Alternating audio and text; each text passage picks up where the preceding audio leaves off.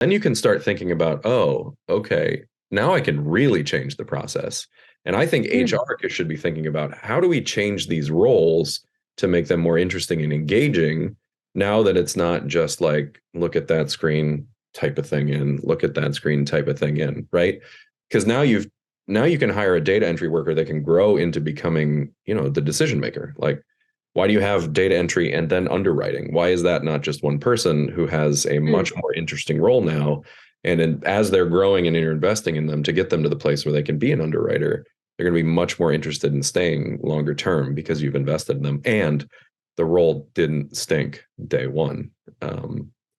Yeah, so and that's my advice. yeah, that's a great point. And I think harkening back to some of the conversations you and I have had on previous episodes about how data and automation, even if you're automating only a certain part of a process, can enhance the role of that human being in the process. And I think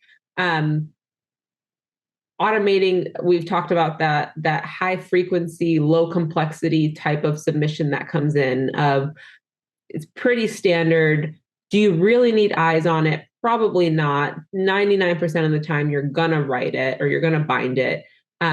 How do you create a process? What technology do you bring in? What capabilities to have that be straight through processing, so that those underwriters are truly looking at what I'll call the unique, the different, the more challenging submissions that come in, and probably learning a lot more, right? Because notably, those submissions are going to come with a number of key, I'll call it decision tree points or questions that you're going to have to reach out to who that product owner is or who that underwriting manager is. And that's a lot more learning and like new experience and engaging, I think, than just, oh, here's another very standard risk that yes, this checks all the boxes. Like, let me just get through 15 of these, as quick as I can. Yeah, I'm right there with you.